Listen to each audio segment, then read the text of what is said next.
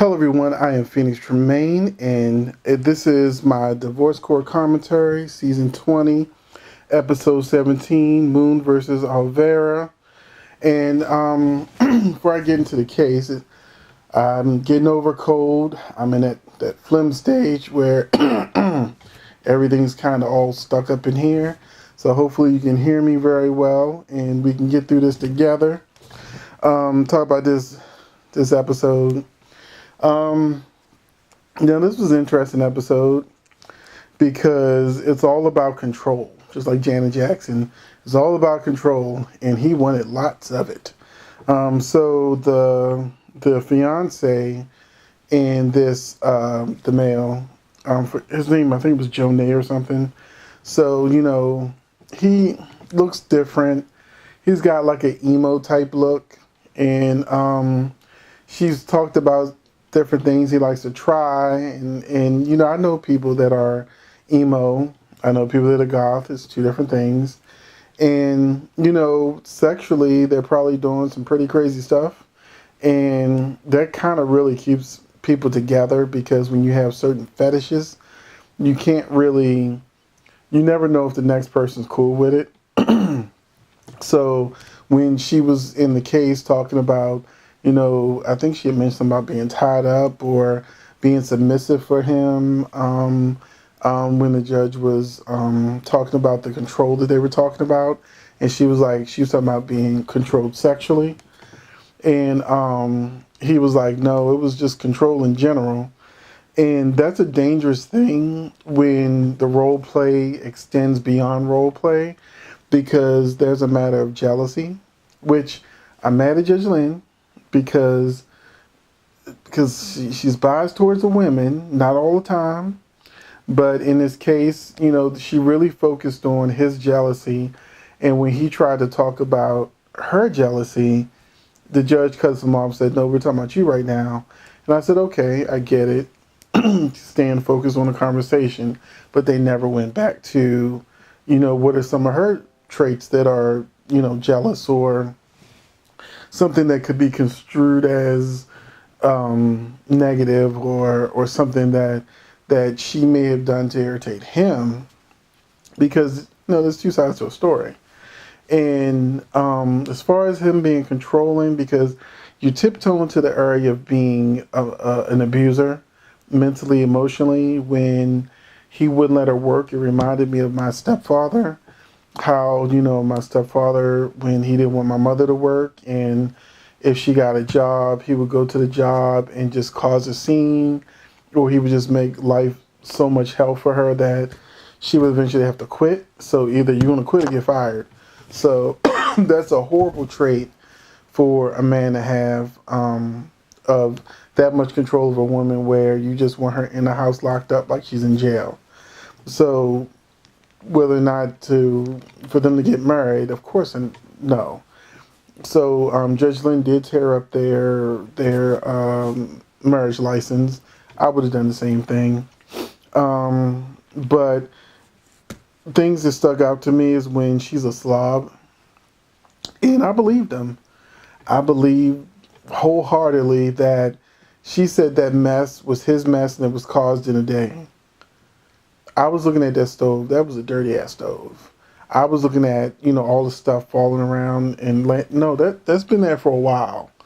So, when it comes to him being controlling, obviously he can only control so much with her, because guys that are abusive and controlling, like my stepfather, who would put on a white glove and go around the house looking for dust, even on the ceiling fans and whatnot. Yeah, and then if my mother didn't have everything squeaky clean, if the beds weren't like made military style, he was gonna beat her up. So, but that's a whole nother story. So, but this guy was so young, he may not have reached that stage yet, but he's sort of like got the training wheels on, and like the judge said, he needs some therapy. He needs to learn how to be with someone who he can't control or doesn't need control, and that you can just live a normal, happy, healthy life. And if you have fetishes, you have fetishes. Because I know a lot of people that have fetishes, and that includes preachers, pastors, reverends, who out here doing some scandalous stuff, sometimes with their wife, sometimes without their wife. And, they live that pristine, clean on the surface life, but I know the real deal of what's going on. So because if you notice, a lot of church people say, what happens in the marital bedroom stays in the marital bedroom, and that everything is blessed when you're in the marital bedroom. I've heard a lot of people tell me that in different ways, different phrases.